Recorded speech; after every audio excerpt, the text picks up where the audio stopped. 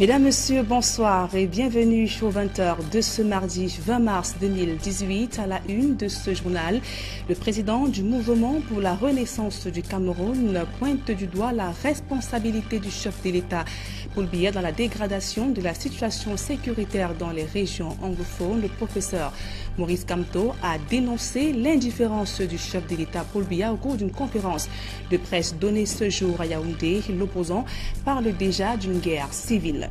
Visite d'État de Paul Biya en Chine, les premiers couacs sur la route de Beijing. Une conférence économique a été annulée, une centaine de chefs d'affaires bloqués.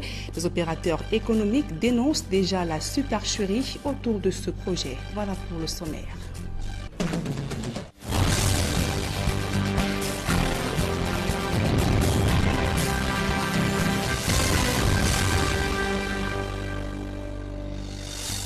Mesdames, Messieurs, une fois encore, bonsoir et bienvenue à tous. Le gouvernement annonce la libération de 3 employés de la société tunisienne Sorobat en charge de la construction de la route Kumba-Isangele. Selon le communiqué du ministre de la Communication Issa Chiroma Bakari, ils avaient été enlevés le 15 mars dernier par des terroristes. Il s'agit principalement d'un ingénieur tunisien et de 2 techniciens camerounais. Le communiqué précise que leur libération s'est faite au cours d'une opération spéciale menée ce matin par les forces de défense camerounaises. Au terme de l'opération ayant abouti à la libération de ces otages, 4 terroristes ont été neutralisés et des ravisseurs auraient ôté la vie à un autre ingénieur tunisien dont les forces de défense ont récupéré la dépouille. Les ravisseurs avaient en effet menacé d'exécuter ces otages si une rançon ne leur était pas versée dans les 24 heures. Le ministre de la Communication Issa Chiroma Bakari a adressé les condoléances du chef de l'État au peuple tunisien ainsi qu'à la famille du défunt. Et 24 heures après avoir recouvré la liberté, rien ne filtre toujours sur des négociations ayant abouti à la libération du professeur Ivo Leke Tambo, PCA du DC-Bot. On se souvient, samedi dernier, juste après son enlèvement, ses ravisseurs avaient exigé une rançon et ce mode opératoire est désormais brandi sur le théâtre de la crise anglophone. Et pour des géostratèges, les sécessionnistes procèdent par cette méthode en vue de financer leurs actions sur le terrain. Le reportage d'Élisée Borbaï de Aïe Cyril.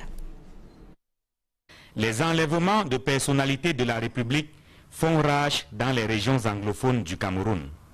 Le dernier cas en date est celui du professeur Ivo Leke Tambo, PCA du GCE Board.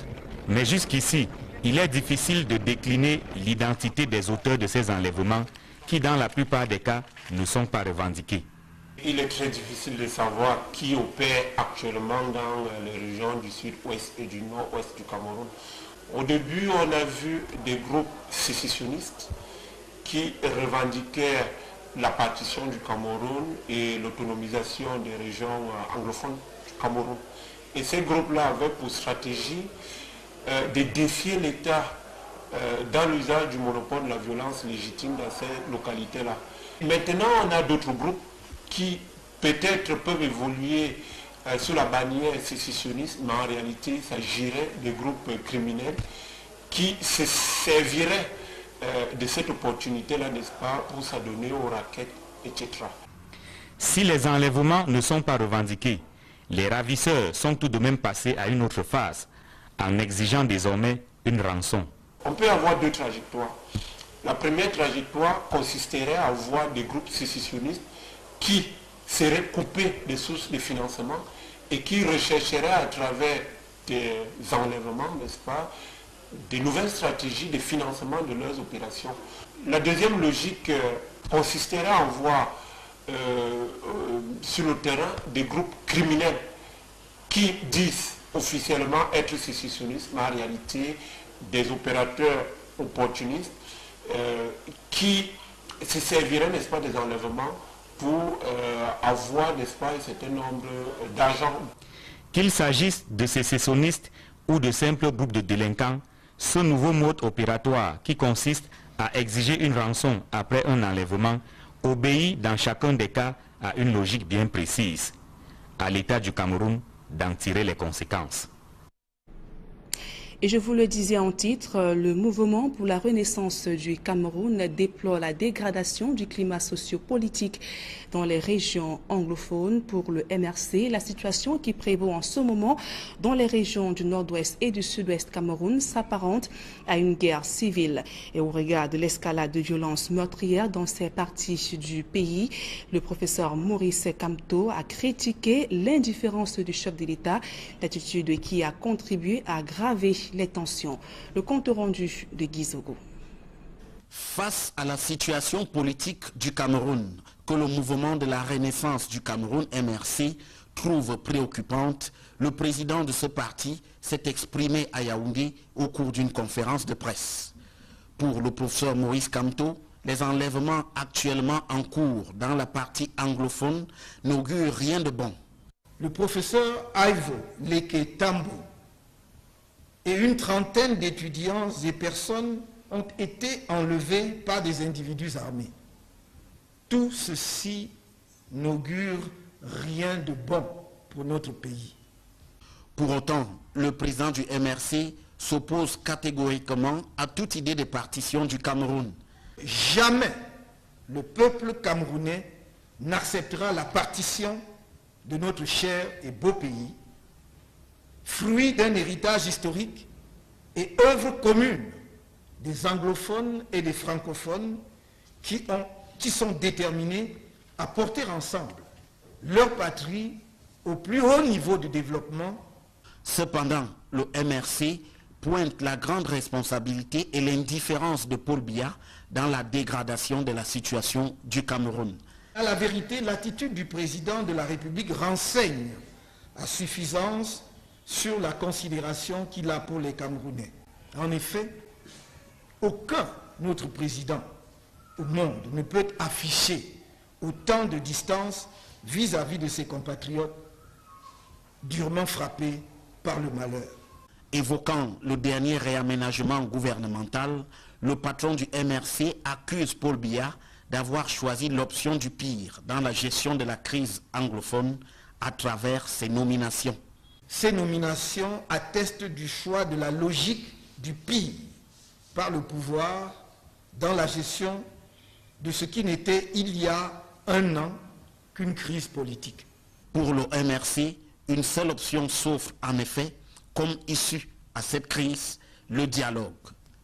Seul un dialogue politique inclusif, traitant des revendications de nos compatriotes anglophones et, au-delà de toutes les grandes questions politiques du pays, peut permettre d'amener un terme aux violences actuelles. Il faudra encore que cet appel soit entendu par Paul Biya et les siens. Et on parle à présent des sénatoriales de 2018. Le RDPC compétira bel et bien dans la région de l'Ouest Cameroun. La dernière audience du contentieux préélectoral tenu hier a tourné à la faveur du parti au pouvoir et le recours du SIF, lequel attaquait la régularité du candidat.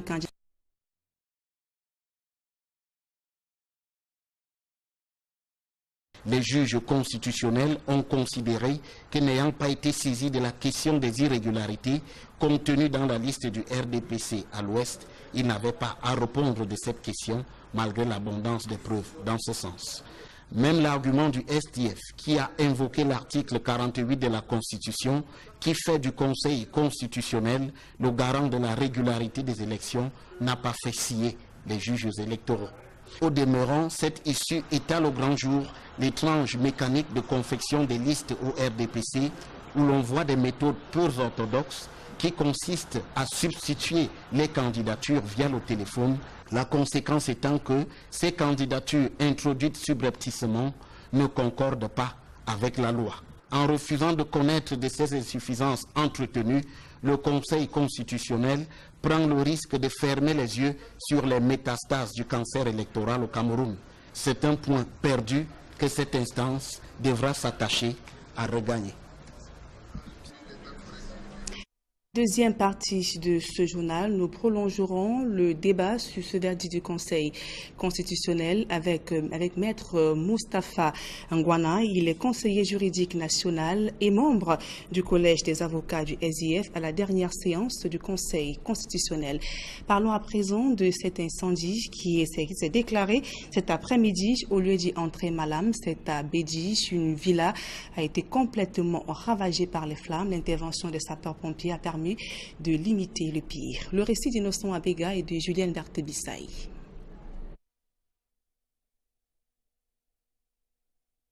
Du feu au lieu d'y entrer Malam à Bédi, dans l'arrondissement de Douala 5e. Les flammes ont ravagé cette villa sous le regard impuissant des propriétaires et du voisinage. L'une des filles de la famille sinistrée qui n'a pas résisté au choc. Le chef de famille, encore dépassé par la situation, affirme que l'alerte a été donnée par son petit-fils. Bon, les enfants étaient en train de dormir au niveau du salon. Et puis il y a un là qui s'appelle Eton, un de mes petits-fils, qui est venu me dire que grand-père, il y a le feu dans la chambre. Subitement, je suis sorti, j'ai vu qu'il y avait un grand feu. Les flammes jaillissaient déjà. J'ai essayé de sortir, j'ai puisé de l'eau, comme il y a un robinet là, il y avait de l'eau là pour essayer de verser, en criant au secours. Bon, ils sont venus, la population a essayé de maîtriser le feu, parce que ça allait aussi, le feu là allait toucher les voisins. Je n'ai rien sauvé, je suis sorti rien qu'avec la serviette, rien n'a été sauvé. Les fissures sur les murs témoignent de l'intensité du feu qui a été maîtrisé grâce à la bravoure et la ténacité de quelques volontaires avant l'arrivée des sapeurs-pompiers qui s'activent sur le terrain. Par mesure de prudence, les voisins les plus proches ont au fait de mettre leurs effets hors de la portée des flammes. Et dans le reste de l'actualité, des parlementaires du Malawi s'abreuvent à la source camerounaise. Une délégation des questeurs de ce pays a échangé ce jour avec leur homologue camerounais au-delà de l'amitié qui lie les deux pays. C'est la coopération bilatérale entre le Cameroun et le Malawi qui se trouve ainsi renforcée. Joël Essenga et Marcelin Gansop. Pour le Malawi, le Parlement camerounais est une source à laquelle l'on peut s'abreuver en étant sûr de la qualité de l'eau qui s'y trouve. Voilà qui justifie cette visite des députés du Malawi à leurs homologues camerounais, questeurs à l'Assemblée nationale. Nous sommes des députés qui ont le devoir de voir comment on gère le Parlement. En anglais, on dirait corporate governance. Ici, vous avez l'équivalent que vous appelez questeurs.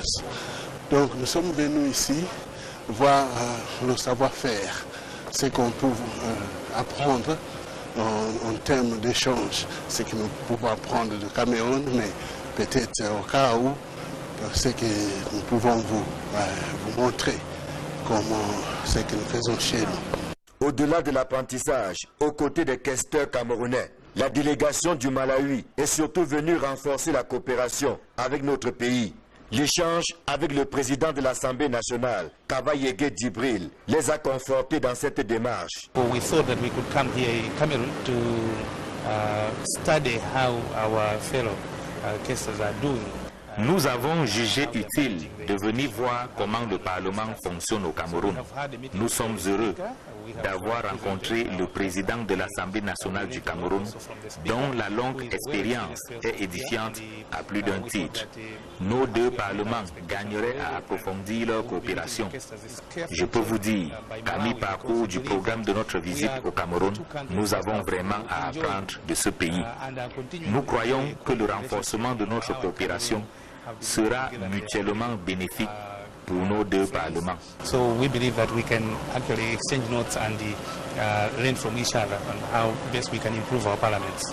La visite de l'hémicycle et des salles de commission reloquées a davantage édifié les parlementaires du Malawi qui, en plus de la séance de travail avec les questeurs camerounais, ont partagé avec ces derniers la douleur du décès du député RDPC du Donga Mangpoum. Ils se sont dit également touchés par l'incendie qui a récemment réduit en cendres une bonne partie de l'Assemblée nationale. L'annulation du forum économique prévu en Chine à marge de la visite du chef de l'État Paul Biya fait des gorges chaudes, auteur d'un projet similaire initialement prévu en avril 2018 et ramené au mois de mars. Les organisateurs des journées économiques et industrielles du Cameroun accusent les pouvoirs publics d'avoir tenté de dérober leur projet. C'est pour mettre fin à la supercherie que Paul Biya a annulé ce forum. D'autres précisions dans ce reportage d'Élisée Borbaï de Aïe Cyril. Au commencement étaient les GECAC, les journées économiques, industrielles et commerciales du Cameroun en Chine. De l'avis des organisateurs, l'événement initialement prévu en avril 2018 a été ramené au mois de mars à la demande du gouvernement pour coïncider avec la visite de Paul Biya en Chine. Nous travaillons sur cet événement depuis février 2017, donc pratiquement 1 an, quelques mois. On nous a même demandé d'arrimer l'organisation, la tenue des GECAC à la visite du chef de l'État, ce que nous avons fait. On nous a demandé de mettre à la disposition du cabinet civil de la présidente de la République le discours que devrait prononcer le président de la République pendant la tenue des GECAC et donc sa visite en Chine, ce que nous avons fait, ainsi que le programme des événements. Tout allait bien, selon les responsables des GECAC, jusqu'à ce que de basses manœuvres conduisent à leur mise à l'écart et à la publication d'une nouvelle liste, cette fois de 115 hommes d'affaires supposés accompagner le chef de l'État en Chine. Mis au courant de la supercherie, Paul Biya a annulé le forum pour réparer cette injustice, expliquent les responsables des GECAC. On a plutôt appris que cet événement avait écarté parce que nous n'étions pas une organisation patronale et que l'administration au niveau du ministère de l'économie avait suscité un nouveau forum en marge de la visite du chef de l'État. Donc vous comprenez bien naturellement qu'il apparaissait là une espèce d'injustice que le président de la République a cru bon de réparer en interdisant, en annulant carrément, purement et simplement cet événement-là, ce forum-là, qui devait se tenir en marge de sa visite en Chine. Mais le projet ne meurt pas. Le jumelage entre le voyage de Paul Biya en Chine et les GECAC ayant échoué, les organisateurs annoncent que les journées économiques, industrielles et commerciales du Cameroun en Chine se tiendront à la date initialement prévue.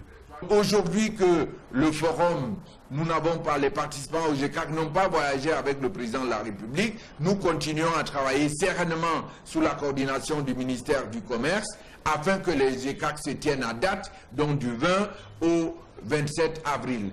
En toile de fond de cette affaire, il faut voir une lutte de positionnement auprès du chef de l'État. Mais d'aucuns y voient aussi le choc des intérêts entre pro-français et pro-chinois au Cameroun. À présent, des publics reportages, la boisson gazeuse Dino était l'invité de marque lors de la 3e édition de l'association Lire à Douala qui s'est déroulée dans la capitale économique en présence de plusieurs auteurs venus des 4 coins du monde. Reportage. Dino, cocktail de fruits, était l'invité d'honneur de cette 3e édition de Lire à Douala qui a duré 4 jours. Pour ce 3e rendez-vous, placé sur le thème « Lire oxygène l'esprit », la Société anonyme des brasseries du Cameroun, via la marque Dino, a tenu à soutenir l'association Lire à Douala, à réussir le pari de réconcilier le public camerounais avec la lecture. L'événement a particulièrement été marqué par plusieurs patrons de la littérature venus des 4 coins du monde, à l'instar de l'haïtien Dany Laferrière, qui ont animé des activités autour du livre. Les amoureux du livre qui ont fait le plein d'énergie avec Dino ont eu l'occasion, comme à l'accoutumée, de participer au concours littéraire. 218 œuvres d'élèves de différentes villes du Cameroun ont été enregistrées et au final, 20 lauréats ont été primés. Ces derniers ont d'ailleurs exprimé leur satisfaction. Je suis très contente, je suis surtout très émue. Je ne savais pas que je pouvais avoir ce prix-là. Et ce qui m'a motivée, c'est que déjà depuis la 6e, je suis très intéressée par l'écriture. Je suis très contente parce que j'ai eu le 2e prix de la catégorie de la première catégorie, 12 à 15 ans, qui était le thème était l'eau est plus que de l'or. Librairie éphémère est cette autre principale activité de cette édition. Il s'agissait de la vente du livre au kilo. Pour cette année, des séries d'ateliers dédiés aux journalistes, des tables rondes, des échanges avec les écrivains entre autres ont donné du poids à cet événement. Les habitants de Douala ont aussi pu faire connaissance avec Simon Djami, écrivain et critique d'art. L'exposition vente d'éditeurs locaux à la salle de fête d'Aqua. Cette 3e édition de Lire à Douala a connu un plein succès avec le soutien. La boisson Dino des brasseries du Cameroun a relevé la réussite de ce grand rendez-vous du livre. Dino, son goût fruité vous fera de l'effet. Et les lions de la Société anonyme des brasseries du Cameroun apportent du sourire et du réconfort à de nombreux enfants démunis de la capitale économique du Cameroun. Elles ont profité de la célébration de la Journée internationale de la femme pour effectuer des visites dans des hôpitaux ainsi que des orphelinats où elles ont distribué de nombreux cadeaux et de l'eau aux enfants démunis. Reportage. Une équipe de valeureuses femmes pour distiller du sourire et du bonheur aux nécessiteux. Ce sont les lionnes du groupe SABC. Comme des jumelles, arborant toutes des t-shirts de couleur blanche, dans un cortège impressionnant et des cadeaux multiples, ces valeureuses femmes ont fait le tour de quelques hôpitaux et orphelinats de la capitale économique. Le premier arrêt s'est effectué à l'hôpital de district de Nilon, dans l'arrondissement de Douala 3e, où les lions du groupe SABC ont inondé de chaleur les cœurs des jeunes femmes mères qui se trouvaient dans les services de maternité et de pédiatrie. Leur présence à elles seules a suffi pour égayer les visages de ces femmes. Dans leurs valises, des cadeaux multiples constitués des couches de bébé, lingettes, biberons, lait de toilette, denrées alimentaires, entre autres. Un geste de cœur salué par les principales bénéficiaires. Je suis tellement heureuse, émue. Je ne sais pas comment je peux m'exprimer. Je remercie les brasseries de m'avoir donné les couches, de m'avoir donné l'eau avec le sucre. Tout ce qu'ils m'ont donné, vraiment, je suis très contente. Je suis très ravie. Je remercie Vital pour tous ces beaux cadeaux qu'ils nous ont offerts. Merci aux brasseries et pour tout ce qui compte pour le peuple camerounais. Et nous en merci pour ces journées dont on va passer aux enfants comme nous. Le directeur de l'hôpital de district de Nilon, qui s'est montré très ouvert en réservant un accueil chaleureux aux valeureuses lionnes, s'est dit très honoré par cet élan de solidarité. Je ne suis pas surpris par le lourd déploiement des brasseries du Cameroun que je peux constater dans cette formation sanitaire. Je pense que les brasseries du Cameroun ont toujours été aux côtés des Camerounais. C'est une société citoyenne qui depuis pas mal de temps, aussi bien dans l'aspect sportif, aujourd'hui on le voit bien sur le plan social et particulièrement sur le plan sanitaire, que la SABC est venue accompagner nos jeunes patients. Ça nous va droit au cœur votre geste. Ces femmes de cœur du groupe SABC, comme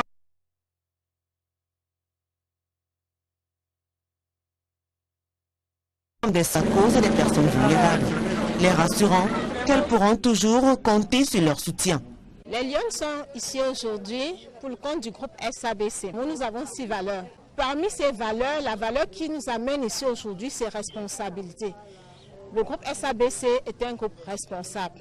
Nous apportons un peu d'espoir, nous procurons du bonheur. Nous sommes venus aujourd'hui, en marge de la Journée internationale de la femme 2018, partager avec les orphelins, les personnes nécessiteuses aux brasseries du Cameroun. Procurer le bonheur, c'est un de nos slogans, c'est un devoir. Les lions du groupe SABC, ces 3 filiales réunies, composées notamment des brasseries du Cameroun, de la Société des eaux minérales du Cameroun et de la Société camerounaise de verrerie. Dans un instant, la deuxième partie de ce journal. Dans un instant, la deuxième partie de ce journal. Alors, sur ce plateau, je reçois Maître Ngwana Moustapha. Vous êtes conseiller juridique national et membre du Collège des avocats du SIF à la dernière séance du Conseil constitutionnel. Bonsoir et merci d'être venu. Bonsoir madame, c'est moi qui vous remercie de l'opportunité que vous m'offrez d'être présent sur votre plateau de télévision. Je suis en effet conseiller juridique national du SDF. C'est ma deuxième mandat pour la deuxième fois. Donc j'ai été réélu. J'ai été réélu lors du dernier congrès. Donc c'est mon second mandat comme conseiller juridique national du SDF. Et c'est une mission à laquelle je m'attelle depuis 2011, la représentation du parti lors des différents contentieux. Ok, d'accord. Vous étiez présent lors de cette deuxième audience du Conseil constitutionnel hier au Palais des Congrès de Yaoundé. L'organe a rendu son verdict rejetant le recours introduit par Paul Tchatchouan à l'effet d'annuler dans la liste RDPC dans la région de l'Ouest, dont le Conseil a jugé recevable en la forme, mais rejeté au fond. Alors pour vous, que signifie cette décision du Conseil constitutionnel en des mots plus simples? Nous étions présents non seulement à la première audience, mais également à la seconde qui s'est déroulée hier. Le Conseil a en effet rendu une décision, comme vous le dites, recevable sur la forme et au fond a été rejetée. En effet, vous devez comprendre, la saisine d'une juridiction suppose le respect de certaines conditions. Ces conditions sont dites de forme, c'est-à-dire qu'il s'agit de questions de délai, de la manière avec laquelle les recours doivent être rédigés, des formalités substantielles qui doivent être contenues dans le recours pour que celui-ci puisse déjà être examiné. Donc, ce premier passage-là, le SDF l'a réussi avec brio parce que, je dois le dire, sur les 6 recours qui ont été introduits, tous les 4 n'ont pas réussi à traverser la première étape. Ça veut dire qu'on n'a pas réussi à respecter les conditions de forme. Donc, les conditions de forme n'ayant pas été respectées, il n'était pas possible que ces autres recours-là puissent être examinés quant au fond, fût-il pertinent ou pas. Donc, maintenant, s'agissant de notre recours, on nous a dit que nous étions recevables sur la forme, ça veut dire que nous avons respecté toutes les formalités préalables à la saisine de la juridiction qu'est le Conseil constitutionnel. Maintenant, on rejette notre recours, ça veut dire au regard du Conseil constitutionnel que les éléments que nous avons apportés ne lui ont pas semblé suffisants pour pouvoir aboutir à l'annulation de la liste du RDPC. Avis que nous ne partageons naturellement pas. Est-ce qu'au regard de la présentation physique du candidat controversé Teni Ndetio, chef supérieur Bamesenge dans les Bamboutos devant la haute juridiction hier, vos arguments ne sont-ils pas évaporés ou alors écroulés? Non, et ce qu'il faut comprendre, c'est que l'opinion, et c'est ce qui est malheureux, semble limiter notre recours à la seule question de l'existence de M. Teni Ndetio. Parce qu'il faut savoir, le contentieux devant le Conseil constitutionnel comme devant la Cour suprême est un contentieux très technique. Et il suppose que vous fassiez valoir des moyens précis. Nous avons fait valoir au moins 3 moyens qui tiraient des dispositions de l'article 164 pour le premier, 165 pour le second, s'agissant du code électoral. Et il y a un autre moyen qui, lui, était un principe général de droit qui a été violé. Donc, nous avons dit qu'il y avait la fraude qui corrompt tout. Donc, nous disons en latin, fraude omnia corrompit. Maintenant, s'agissant du premier moyen tenant à l'existence, la présentation de M. Teni Ndetio était satisfaisante pour battre en brèche le premier moyen que nous avons évoqué. Mais seulement, il ne faut pas oublier qu'au regard des dispositions de l'article 165, il y a une liste de documents, et une liste de documents présentés d'une certaine manière qui doit être produit par le candidat en question. Donc ce moyen-là, tout s'est passé comme s'il y avait une volonté de l'occulter.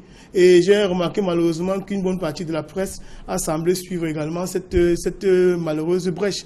Et il faut savoir une chose, c'est que le Conseil constitutionnel a un pouvoir d'investigation. Donc dans le cadre de son pouvoir d'investigation, puisqu'il a été saisi, il lui appartenait de pouvoir prendre la décision qui s'imposait.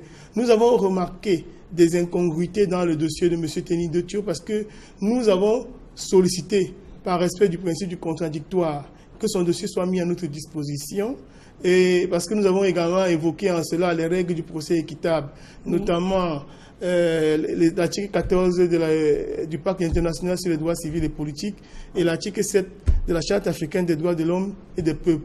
Donc nous avons évoqué ces dispositions-là pour que le dossier soit mis en de disposition. Lorsqu'il est mis en de disposition, nous nous rendons compte de ce qu'il y a des incongruités. Au nombre des incongruités, j'en cite au moins 2. Oui. La première, c'est vous devez être investi par un parti politique. Oui. Alors, il se passe que la déclaration de candidature de M. Teni Detio et même les questions qui lui ont été posées par le Conseil ont révélé qu'il était inscrit sur la liste Amadou Ahidjo. Ouais. Or, Amadou Ahidjo n'est pas candidat, n'est pas un parti politique ou bien n'est pas habilité à pouvoir présenter une liste à l'élection, aux élections sénatoriales. Donc ça, c'est le premier paramètre. Le deuxième paramètre, c'est que toujours au nombre des pièces à produire, il y a un cautionnement qui doit être payé par les candidats. Et l'article 166 du Code électoral vous dit que le cautionnement doit être payé aussi bien doit être payé par le titulaire et son suppléant. Il nous est apparu à la lecture du dossier que le nom porté sur la quittance de M. Teni Detio et celle de son suppléant étaient complètement différents.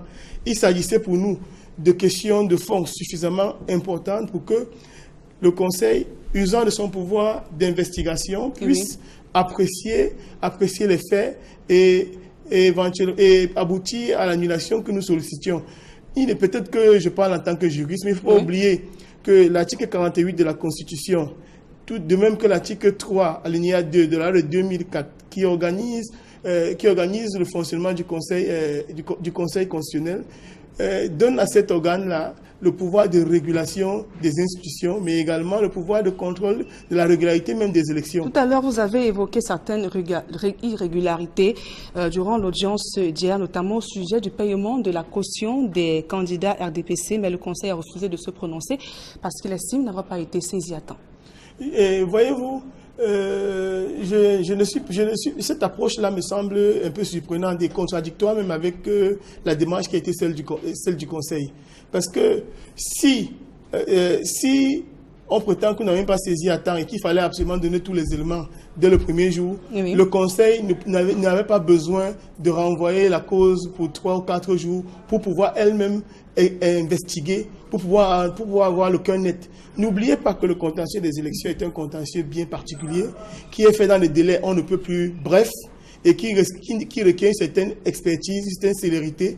Alors, il y a des éléments que vous pouvez produire à brûle pour point et les autres qui peuvent être faits de manière progressive.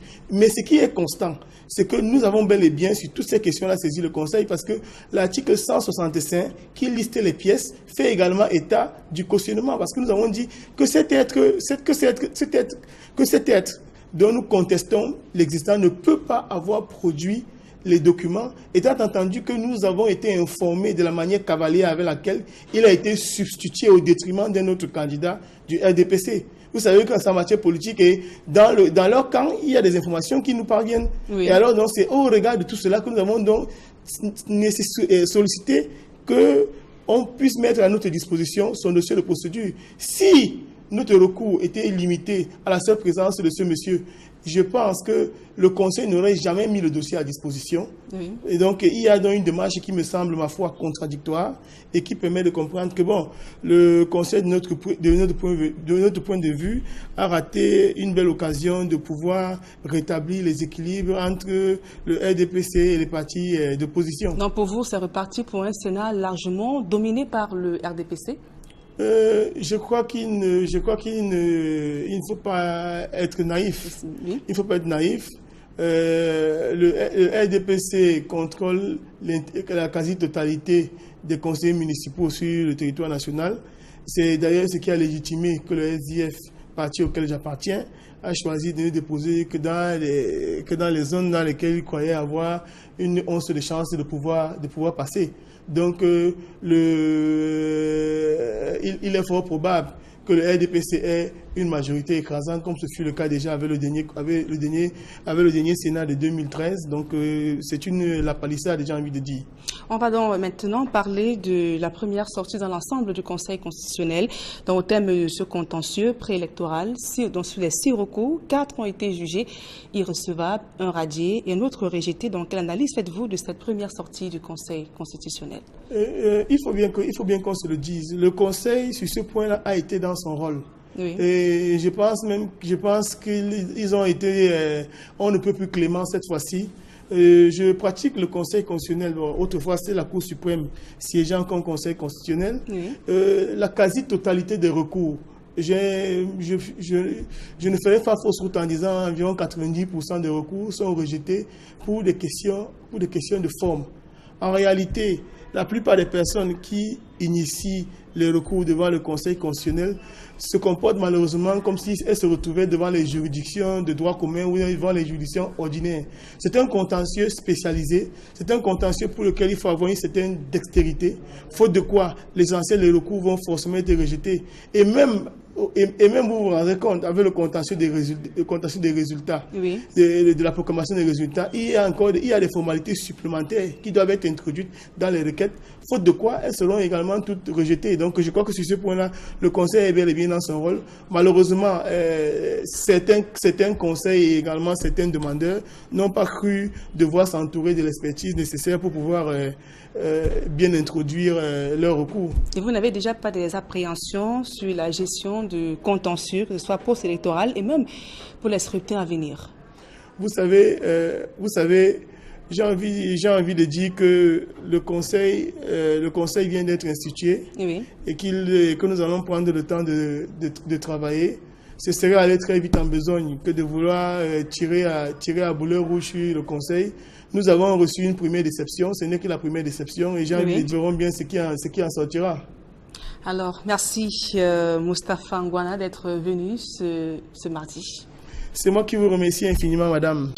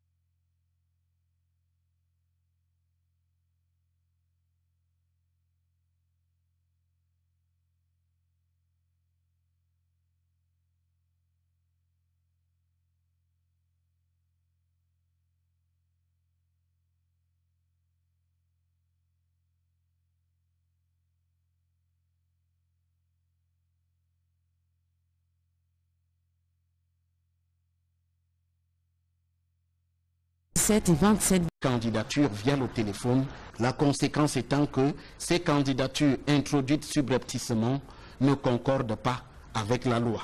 En refusant de connaître de ces insuffisances entretenues, le Conseil constitutionnel prend le risque de fermer les yeux sur les métastases du cancer électoral au Cameroun. C'est un point perdu que cette instance devra s'attacher à regagner. Deuxième partie de ce journal, nous prolongerons le débat sur ce verdict du Conseil constitutionnel avec Maître Moustapha Ngwana. Il est conseiller juridique national et membre du Collège des avocats du SIF à la dernière séance du Conseil constitutionnel.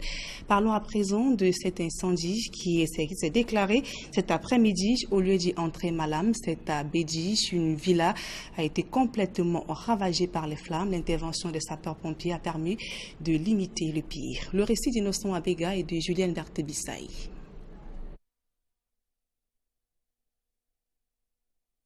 Du feu au lieu d'y entrer Malam à Bédi, dans l'arrondissement de Douala 5e. Les flammes ont ravagé cette villa sous le regard impuissant des propriétaires et du voisinage. L'une des filles de la famille sinistrée qui n'a pas résisté au choc. Le chef de famille, encore dépassé par la situation, affirme que l'alerte a été donnée par son petit-fils. Bon, les enfants étaient en train de dormir au niveau du salon. Et puis il y a un là qui s'appelle Eton, un de mes petits-fils, qui est venu me dire que grand-père, il y a le feu dans la chambre. Subitement, je suis sorti, j'ai vu qu'il y avait un grand feu. Les flammes jaillissaient déjà. J'ai essayé de sortir, j'ai puisé de l'eau, comme il y a un robinet là, il y avait de l'eau là pour essayer de verser, en criant au secours. Bon, ils sont venus, la population a essayé de maîtriser le feu, parce que ça allait aussi, le feu là allait toucher les voisins. Je n'ai rien sauvé, je suis sorti rien qu'avec la serviette, rien n'a été sauvé. Les fissures sur les murs témoignent de l'intensité du feu qui a été maîtrisé grâce à la bravoure et la ténacité de quelques volontaires avant l'arrivée des sapeurs-pompiers qui s'activent sur le terrain. Par mesure de prudence, les voisins les plus proches ont au fait de mettre leurs effets hors de la portée des flammes. Et dans le reste de l'actualité, des parlementaires du Malawi s'abreuvent à la source camerounaise. Une délégation des questeurs de ce pays a échangé ce jour avec leur homologue camerounais au-delà de l'amitié qui lie les deux pays. C'est la coopération bilatérale entre le Cameroun et le Malawi qui se trouve ainsi renforcée. Joël Essenga et Marcelin Gansop. Pour le Malawi, le Parlement camerounais est une source à laquelle l'on peut s'abreuver en étant sûr de la qualité de l'eau qui s'y trouve. Voilà qui justifie cette visite des députés du Malawi à leurs homologues camerounais, questeurs à l'Assemblée nationale. Nous sommes des députés qui ont le devoir de voir comment on gère le Parlement. En anglais, on dirait corporate governance. Ici, vous avez l'équivalent que vous appelez questeurs. Donc nous sommes venus ici voir le savoir-faire, ce qu'on peut apprendre en termes d'échange, ce que nous pouvons apprendre de Cameroun, mais peut-être au cas où, ce que nous pouvons vous montrer comment ce que nous faisons chez nous. Au-delà de l'apprentissage, aux côtés des questeurs camerounais, la délégation du Malawi est surtout venue renforcer la coopération avec notre pays. L'échange avec le président de l'Assemblée nationale, Kavayege Djibril, les a confortés dans cette démarche. We thought that we could come here in Cameroon to study how our fellow casters are doing. Nous avons jugé utile de venir voir comment le Parlement fonctionne au Cameroun. Nous sommes heureux d'avoir rencontré le président de l'Assemblée nationale du Cameroun, dont la longue expérience est édifiante à plus d'un titre. Nos deux parlements gagneraient à approfondir leur coopération. Je peux vous dire qu'à mi-parcours du programme de notre visite au Cameroun, nous avons vraiment à apprendre. Qu'il s'agisse de sécessionnistes ou de simples groupes de délinquants, ce nouveau mode opératoire qui consiste à exiger une rançon après un enlèvement obéit dans chacun des cas à une logique bien précise. À l'État du Cameroun d'en tirer les conséquences. Et je vous le disais en titre, le mouvement pour la renaissance du Cameroun déplore la dégradation du climat socio-politique dans dans les régions anglophones. Pour le MRC, la situation qui prévaut en ce moment dans les régions du nord-ouest et du sud-ouest Cameroun s'apparente à une guerre civile.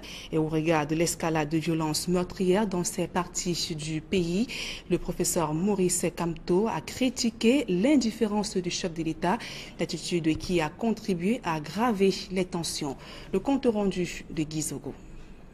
Face à la situation politique du Cameroun, que le mouvement de la Renaissance du Cameroun, MRC, trouve préoccupante, le président de ce parti s'est exprimé à Yaoundé au cours d'une conférence de presse.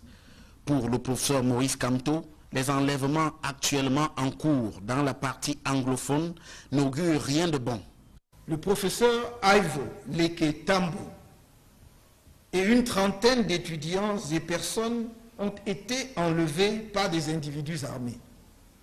Tout ceci n'augure rien de bon pour notre pays. Pour autant, le président du MRC s'oppose catégoriquement à toute idée de partition du Cameroun. Jamais le peuple camerounais n'acceptera la partition de notre cher et beau pays, fruit d'un héritage historique et œuvre commune des anglophones et des francophones qui sont déterminés à porter ensemble leur patrie au plus haut niveau de développement. Cependant, le MRC pointe la grande responsabilité et l'indifférence de Paul Biya dans la dégradation de la situation du Cameroun. À la vérité, l'attitude du président de la République renseigne à suffisance sur la considération qu'il a pour les Camerounais. En effet, aucun autre président au monde ne peut afficher autant de distance vis-à-vis de ses compatriotes durement frappés par le malheur. Évoquant le dernier réaménagement gouvernemental, le patron du MRC accuse Paul Biya d'avoir choisi l'option du pire dans la gestion de la crise anglophone à travers ses nominations. Ces nominations attestent du choix de la logique du pire par le pouvoir dans la gestion de ce qui n'était il y a un an qu'une crise politique. Pour le MRC, une seule option s'offre en effet comme issue à cette crise, le dialogue. Seul un dialogue politique inclusif, traitant des revendications de nos compatriotes anglophones et, au-delà de toutes les grandes questions politiques du pays, peut permettre d'amener un terme aux violences actuelles. Il faudra encore que cet appel soit entendu par Paul Biya et les siens. Et on parle à présent des sénatoriales de 2018. Le RDPC compétira bel et bien dans la région de l'Ouest Cameroun. La dernière audience du contentieux préélectoral tenu hier a tourné à la faveur du parti au pouvoir et le recours du SIF, lequel attaquait la régularité du candidat.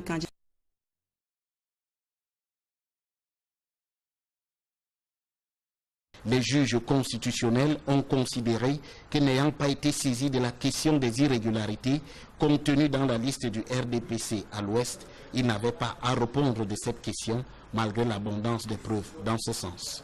Même l'argument du STF qui a invoqué l'article 48 de la Constitution qui fait du Conseil constitutionnel le garant de la régularité des élections n'a pas fait scier les juges électoraux. Au demeurant, cette issue étale au grand jour l'étrange mécanique de confection des listes au RDPC où l'on voit des méthodes peu orthodoxes qui consistent à substituer les de ce pays. Nous croyons que le renforcement de notre coopération sera mutuellement bénéfique pour nos deux parlements. So we believe that we can actually exchange notes and learn from each other on how best we can improve our parliaments. La visite de l'hémicycle et des salles de commission reloquées a davantage édifié les parlementaires du Malawi qui, en plus de la séance de travail avec les questeurs camerounais, ont partagé avec ces derniers la douleur du décès du député RDPC du Donga Mangtoum. Ils se sont dit également touchés par l'incendie qui a récemment réduit en cendres une bonne partie de l'Assemblée nationale. L'annulation du forum économique prévu en Chine à marge de la visite du chef de l'État Paul Biya fait des gorges chaudes.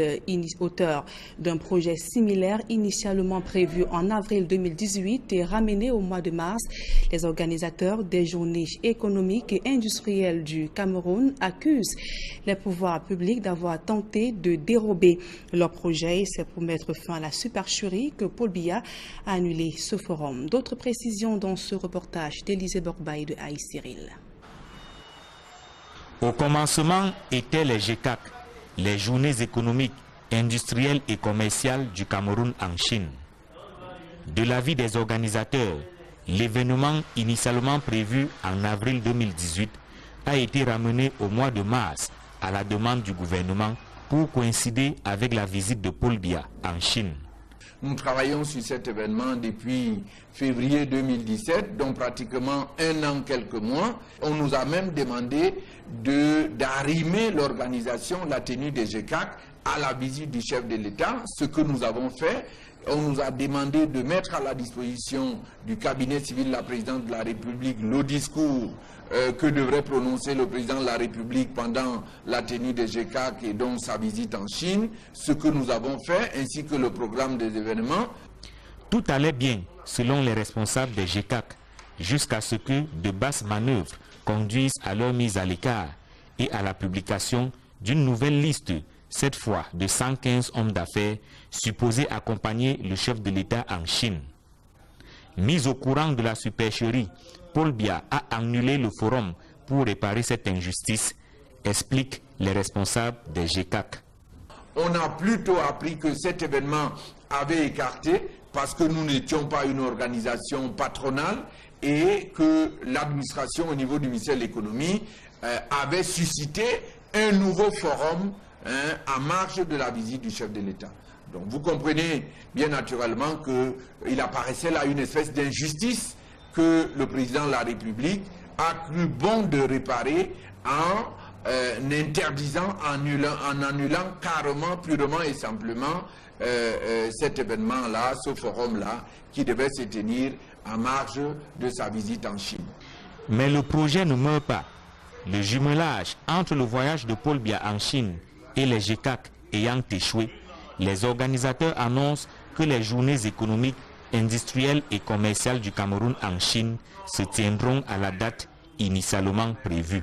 Aujourd'hui que le forum, nous n'avons pas, les participants au GECAC n'ont pas voyagé avec le président de la République, nous continuons à travailler sereinement sous la coordination du ministère du Commerce afin que les GECAC se tiennent à date, donc du 20 au 27 avril.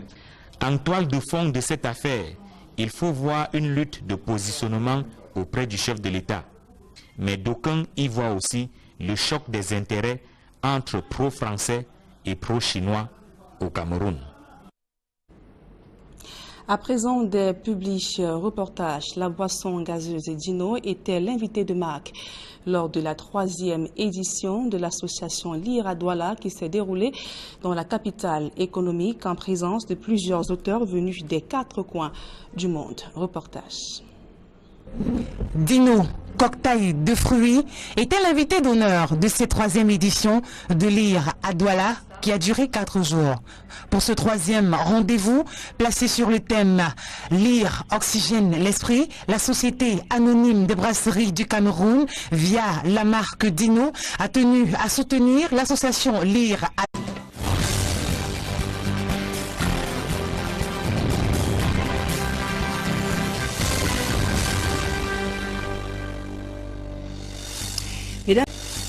Mesdames, Messieurs, bonsoir et bienvenue au 20h de ce mardi 20 mars 2018. À la une de ce journal, le président du mouvement pour la renaissance du Cameroun pointe du doigt la responsabilité du chef de l'État Paul Biya dans la dégradation de la situation sécuritaire dans les régions anglophones. Le professeur Maurice Kamto a dénoncé l'indifférence du chef de l'État Paul Biya au cours d'une conférence de presse donnée ce jour à Yaoundé. L'opposant parle déjà d'une guerre civile.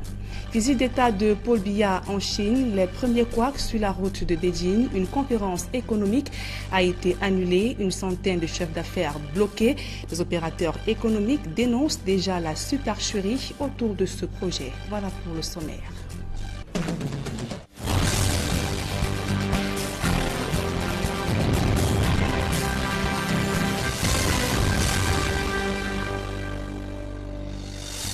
Mesdames, Messieurs, une fois encore, bonsoir et bienvenue à tous. Le gouvernement annonce la libération de 3 employés de la société tunisienne Sorobat en charge de la construction de la route Koumba-Issangélé. Selon le communiqué du ministre de la Communication Issa Chiroma Bakari, ils avaient été enlevés le 15 mars dernier par des terroristes. Il s'agit principalement d'un ingénieur tunisien et de 2 techniciens camerounais. Le communiqué précise que leur libération s'est faite au cours d'une opération spéciale menée ce matin par les forces de défense camerounaises. Au terme de l'opération ayant abouti à la libération de ces otages, 4 terroristes ont été neutralisés et des ravisseurs auraient ôté la vie à un autre ingénieur tunisien dont les forces de défense ont récupéré la dépouille. Les ravisseurs avaient en effet menacé d'exécuter ces otages si une rançon ne leur était pas versée dans les 24 heures. Le ministre de la Communication Issa Chiroma Bakari a adressé les condoléances du chef de l'État au peuple tunisien ainsi qu'à la famille du défunt. Et 24 heures après avoir recouvré la liberté, rien ne filtre toujours sur des négociations ayant abouti à la libération du professeur Ivo Leke Tambo, PCA du DC Board. On se souvient, samedi dernier, juste après son enlèvement, ses ravisseurs avaient exigé une rançon et ce mode opératoire est désormais brandi sur le théâtre de la crise anglophone. Et pour des géostratèges, les sécessionnistes procèdent par cette méthode en vue de financer leurs actions sur le terrain. Le reportage d'Élisée Borbaï de Aïséril. Les enlèvements de personnalités de la République font rage dans les régions anglophones du Cameroun. Le dernier cas en date est celui du professeur Ivo Leke Tambo, PCA du GCE Board. Mais jusqu'ici, il est difficile de décliner l'identité des auteurs de ces enlèvements qui, dans la plupart des cas, ne sont pas revendiqués. Il est très difficile de savoir qui opère actuellement dans les régions du sud-ouest et du nord-ouest du Cameroun. Au début, on a vu des groupes sécessionnistes qui revendiquaient la partition du Cameroun et l'autonomisation des régions anglophones du Cameroun. Et ces groupes-là avaient pour stratégie de défier l'État dans l'usage du monopole de la violence légitime dans ces localités-là. Maintenant, on a d'autres groupes qui peut-être peuvent évoluer sous la bannière sécessionniste, mais en réalité, il s'agirait de groupes criminels qui se serviraient de cette opportunité-là, n'est-ce pas, pour s'adonner aux raquettes, etc. Si les enlèvements ne sont pas revendiqués, les ravisseurs sont tout de même passés à une autre phase, en exigeant désormais une rançon. On peut avoir 2 trajectoires. La première trajectoire consisterait à avoir des groupes sécessionnistes qui seraient coupés des sources de financement et qui rechercheraient à travers des enlèvements, n'est-ce pas, des nouvelles stratégies de financement de leurs opérations. La deuxième logique consisterait à avoir sur le terrain des groupes criminels qui disent officiellement être sécessionnistes, mais en réalité des opérateurs opportunistes qui se serviraient, n'est-ce pas, des enlèvements pour avoir... Douala a réussi le pari de réconcilier le public camerounais avec la lecture. L'événement a particulièrement été marqué par plusieurs patrons de la littérature venus des 4 coins du monde, à l'instar de l'haïtien Dany Laferrière, qui ont animé des activités autour du livre. Les amoureux du livre, qui ont fait le plein d'énergie avec Dino, ont eu l'occasion, comme à l'accoutumée, de participer au concours littéraire. 218 œuvres d'élèves de différentes villes du Cameroun ont été enregistrés et au final, 20 lauréats ont été primés. Ces derniers ont d'ailleurs exprimé leur satisfaction. Là, je suis très contente, je suis surtout très émue. Je ne savais pas que je pouvais avoir ce prix-là. Et ce qui m'a motivée, c'est que déjà, depuis la 6e, je suis très intéressée par l'écriture. Je suis très contente parce que j'ai eu le 2e prix de la catégorie, de la première catégorie 12 à 15 ans, qui était le thème était l'eau est plus que de l'or. Librairie éphémère est cette autre principale activité de cette édition. Il s'agissait de la vente du livre au kilo. Pour cette année, des séries d'ateliers dédiés aux journalistes, des tables rondes, des échanges avec les écrivains entre autres ont donné du poids à cet événement. Les habitants de Douala ont aussi pu faire connaissance avec Simon Djami, écrivain et critique d'art. L'exposition vente d'éditeurs locaux à la salle de fête d'Aqua. Cette 3e édition de Lire à Douala a connu un plein succès avec le soutien. La boisson Dino des brasseries du Cameroun a relevé la réussite de ce grand rendez-vous du livre. Gino, son goût fruité vous fera de l'effet. Et les lions de la Société anonyme des brasseries du Cameroun apportent du sourire et du réconfort à de nombreux enfants démunis de la capitale économique du Cameroun. Elles ont profité de la célébration de la Journée internationale de la femme pour effectuer des visites dans des hôpitaux ainsi que des orphelinats où elles ont distribué de nombreux cadeaux et de l'eau aux enfants démunis. Reportage. Une équipe de valeureuses femmes pour distiller du sourire et du bonheur aux nécessiteux. Ce sont les lionnes du groupe SABC. Comme des jumelles, arborant toutes des t-shirts de couleur blanche, dans un cortège impressionnant et des cadeaux multiples, ces valeureuses femmes ont fait le tour de quelques hôpitaux et orphelinats de la capitale économique. Le premier arrêt s'est effectué à l'hôpital de district de Nilon, dans l'arrondissement de Douala 3e, où les lions du groupe SABC ont inondé de chaleur les cœurs des jeunes femmes mères qui se trouvaient dans les services de maternité et de pédiatrie. Leur présence à elles seules a suffi pour égayer les visages de ces femmes. Dans leurs valises, des cadeaux multiples constitués des couches de bébé, lingettes, biberons, lait de toilette, denrées alimentaires, entre autres. Un geste de cœur salué par les principales bénéficiaires. Je suis tellement heureuse, émue. Je ne sais pas comment je peux m'exprimer. Je remercie les brasseries de m'avoir donné les couches, de m'avoir donné l'eau avec le sucre. Tout ce qu'ils m'ont donné, vraiment, je suis très contente. Je suis très ravie. Je remercie Vital pour tous ces beaux cadeaux qu'ils nous ont offerts. Merci aux brasseries et tout ce qui compte pour le peuple camerounais. Et nous disons merci pour ces journées dont on va passer aux mêmes enfants comme nous. Le directeur de l'hôpital de district de Nilon, qui s'est montré très ouvert en réservant un accueil chaleureux aux valeureuses lionnes, s'est dit très honoré par cet élan de solidarité. Je ne suis pas surpris par le lourd déploiement des brasseries du Cameroun que je peux constater dans cette formation sanitaire. Je pense que les brasseries du Cameroun ont toujours été aux côtés des Camerounais. C'est une société citoyenne qui depuis pas mal de temps, aussi bien dans l'aspect sportif, aujourd'hui on le voit bien sur le plan social et particulièrement sur le plan sanitaire, que la SABC est venue accompagner nos jeunes patients. Ça nous va droit au cœur votre geste. Ces femmes de cœur du groupe SABC comme